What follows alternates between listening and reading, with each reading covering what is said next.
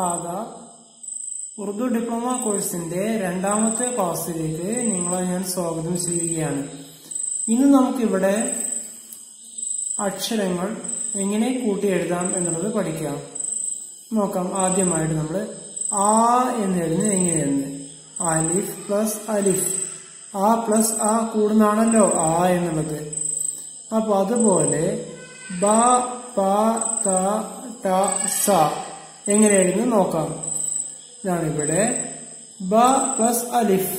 ഇത് എഴുതുന്നത് ബായുടെ കാൽ ഭാഗം മാത്രമേ നമ്മൾ എടുക്കുന്നുള്ളൂ.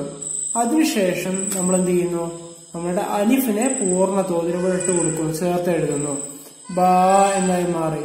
പ ത ട സ. ഈ രൂപത്തിലാണ് നമ്മൾ ബ ഗ്രൂപ്പിൽപ്പെട്ട അക്ഷരങ്ങൾ എഴുതുന്നത്. ബാക്കിയുള്ള അക്ഷരങ്ങളില് ബ ഗ്രൂപ്പ് പഠിക്കുന്ന ബാക്കിയുള്ള അക്ഷരങ്ങളിൽ ചെറിയ വ്യത്യാസങ്ങളാണ് വരുന്നത്. അത് പിന്നീട് പറയാം. അതുപോലെ നമ്മൾ എന്ത് ചെയ്യാണ്, ഇവിടെ നമ്മള് ആ എന്നുള്ളതിന് ചേർത്ത് എഴുതിയിട്ടുള്ള കുറച്ച് പദങ്ങൾ ആബ്, ആപ്പ്, ആപ്പ, ബാപ്പ. ഇനി നമുക്ക് എന്ത് ചെയ്യുന്ന അടുത്തത് ബ തുടങ്ങിയുള്ള അക്ഷരങ്ങൾ എങ്ങനെ എഴുതി നോക്കാം. ബാബ്, ബാത്ത്. ഇനി ഇവിടെ താഴെ ആപ്പ, ബാബ, അബാബ, ബാപ്പ, താത്ത, പാപ്പ.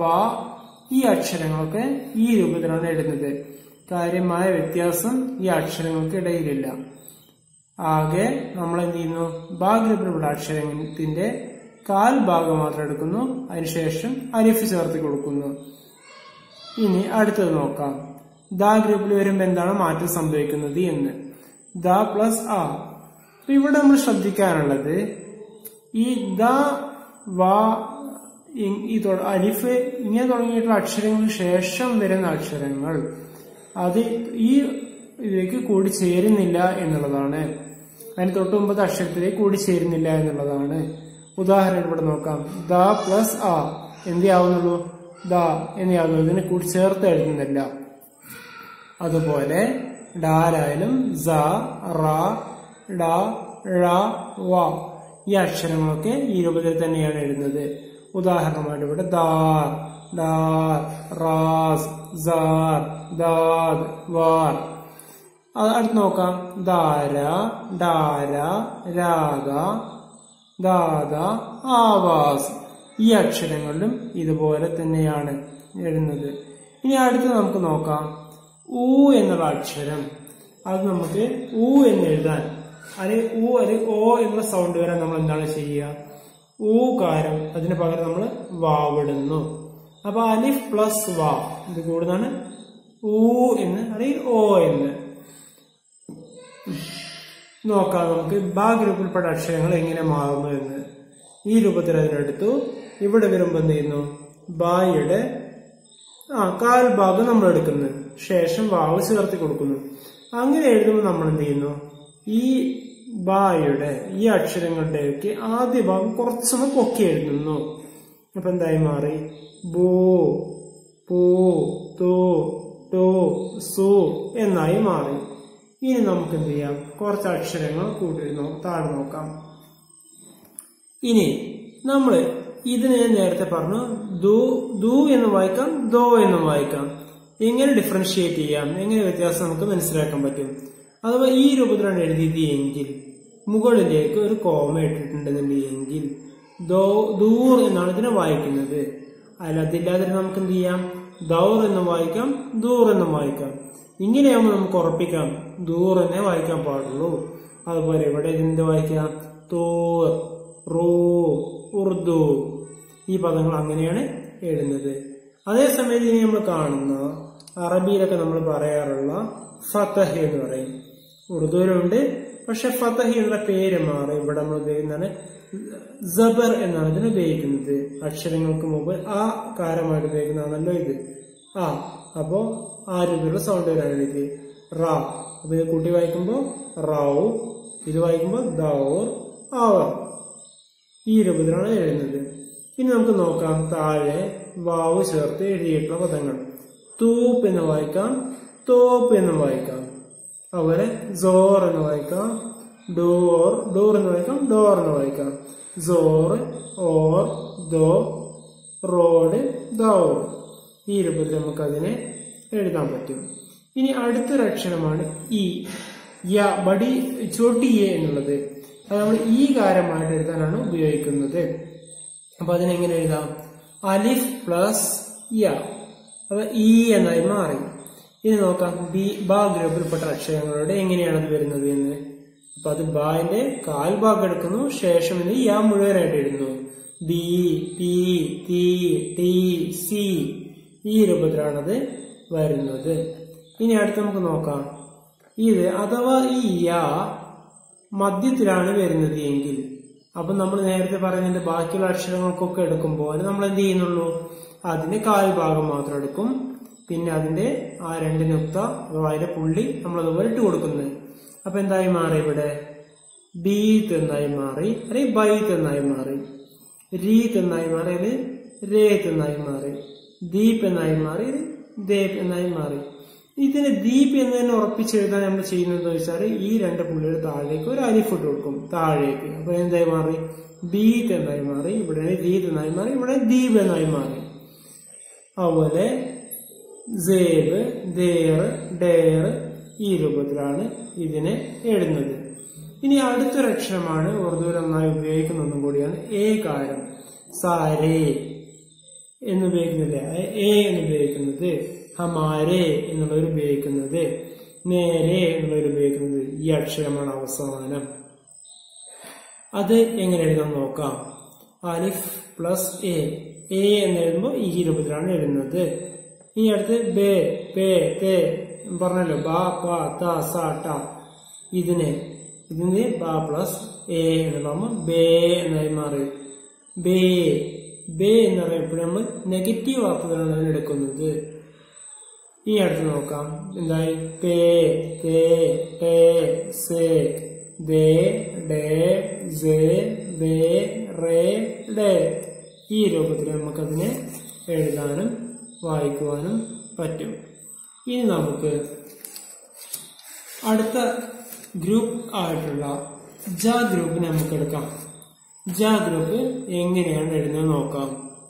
ജ ഗ്രൂപ്പിൽ പെടുന്ന അക്ഷരങ്ങളാണ് ഇതൊക്കെ: ജ, ച, ഹ, ഹ എന്നുള്ളത്. അപ്പൊ നമുക്ക് എങ്ങനെ ഇതിനെ എഴുതാൻ നോക്കാം. ഇതാണ് നമ്മളുടെ അക്ഷരം ജ എന്ന് വരുന്നത്. ജ എന്ന് എഴുതുന്ന ഇവിടെ ആരോ മാർക്കിട്ടിട്ട് കാണിച്ചു തന്നിട്ടുണ്ട് എങ്ങനെ എഴുതണം എന്നുള്ളത്. നമ്മൾ എഴുതുന്നത് മുകളിൽ നിന്ന് ഇങ്ങനെ എടുത്തുന്ന്, എന്നിട്ട് ഇതുപോലെ എടുക്കുന്നു, ഇതുപോലെ എഴുതുന്നു ജ. ഈ ഗ്രൂപ്പിലുള്ള അക്ഷരങ്ങൾ ഈ രൂപത്തിലാണ് എഴുതുന്നത്. ഇതിട്ടതിന് ശേഷം നമ്മൾ ഇവിടെ നിന്ന് ഇത് ഹ എന്നായി മാറി. ഒരു പുള്ളിയാണ് ഇടുന്നെങ്കിൽ ജ എന്നായി മാറി. 3 പുള്ളി ഇടുന്നെങ്കിൽ ച എന്നായി മാറി. അഥവാ നമ്മൾ ഈ പുള്ളി ഇടുന്ന മേലെ എഴുതിയ ഹ എന്നായി മാറി. ഇതാണ് ഇതിന്റെ ക്രമം. നോക്കാം, ഇവിടെ എഴുതി കാണിച്ചിട്ടുണ്ട് എങ്ങനെയാണ് ഉള്ളത് എന്നുള്ളത്. അത് മുകളിൽ നിന്ന് ഇങ്ങനെ പോകുന്നു, ഈ രൂപത്തിൽ ഇങ്ങനെ അവസാനിക്കുന്നത്. അതാണ് ജ എന്നുള്ളത്. താഴെ ജ, ഈ രൂപത്തിൽ. ഇനി നമുക്ക് കുറച്ച് അക്ഷരങ്ങൾ വേറെ പഠിക്കാം. ദർദ്, ഈ രൂപത്തിലുള്ള ഒരു നടുവിൽ ഒരു ഇതെഴുന്ന് എന്നുള്ള സൂചിപ്പിക്കാനാണ് ഉപയോഗിക്കുന്നത്. ദർദ്, ദർദ് എന്നല്ല, ദർദ്, ദർദ്, സർദ്, ഉർദു.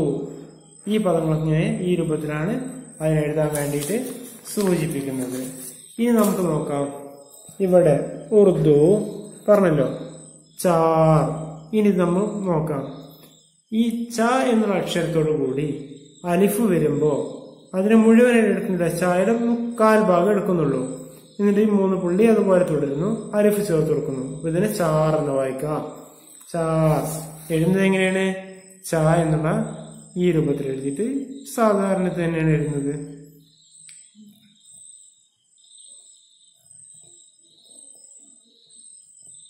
ചാർ. Church, church, church. ഖുദ, ഖുദ, ഖുദ എന്ന് പറഞ്ഞാൽ പടച്ചവൻ അർത്ഥത്തിലാണ് ഖുദ ഉപയോഗിക്കുന്നത്. ഇതുപോലെ നമുക്ക് എന്ത് ചെയ്യാം? ഹ, ഹ, ച, ജ, ഈ 4 അക്ഷരങ്ങളും ഈ രൂപത്തിൽ തന്നെയാണ് എഴുതുന്നത്. നോക്കാം നമുക്ക് കുറച്ച് അക്ഷരങ്ങൾ, കുറച്ച് വാക്കുകൾ. ദർ, ദറാസ്, വാഡ്, സർദ്, വാഡ് പറഞ്ഞു, റിദ, ആജ്, ആഖിർ. ഇവിടെ വരുമ്പോൾ നമുക്ക് എന്ത് ചെയ്യുന്നത്, കൂട്ടി എഴുതുമ്പോൾ ഇതിന് പകുതി എടുത്തു ശേഷം റാ ചേർത്ത് കൊടുക്കുന്നു. ഹ എന്നുള്ളതിനെ തുടക്കെടുത്തു റാ ചേർത്ത് കൊടുക്കുന്നു.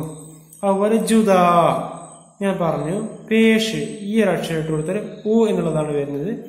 ജായുടെ പകുതി ഭാഗം എടുത്തു ജുദ. വാഹിദ്, ഖർച്ച് ഈ രൂപത്തിലാണ് ഇവിടെ ഉള്ളത്.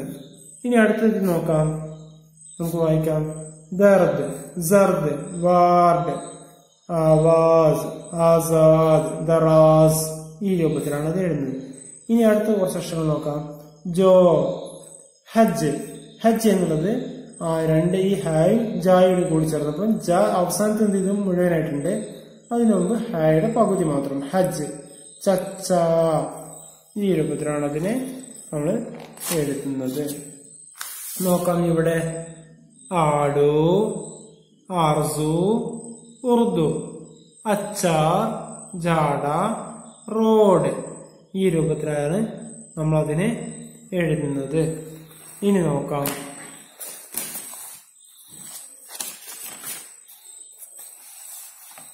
ഇവിടെ ജോ, ജോഡ, ചോർ, ചൗഡ, ചൂറ, ഹൂർ, രാജു, ആജ്, അച്ചാർ.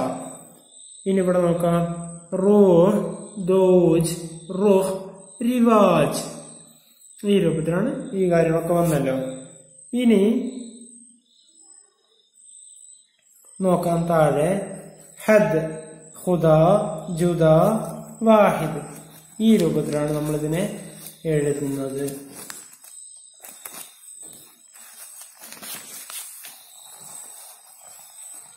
ഇങ്ങനെയൊക്കെ വരുമ്പോൾ നമുക്ക് അവസാനം എഴുതുന്ന അക്ഷരങ്ങൾ എവിടെയായാലും പൂർണ്ണ രൂപത്തിൽ എഴുതും. അപ്പൊ നമ്മൾ നോക്കാം.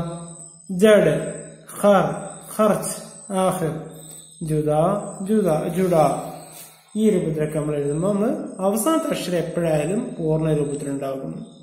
നോക്കാം. യഹാ പേ ജോ, ഹു, ദോസഖ്, ദോസഖ്, ചർച്ച്, ഖർച്ച്, ചർച്ച്, ഖർച്ച. ഇനി അതുപോലെ ജാ, ജാഡ, ജോർജ്. നമ്മള് ജോർജ് ഉപയോഗിക്കുന്ന ഒരു പേരാണല്ലോ ജോർജ് എന്നുള്ളത്.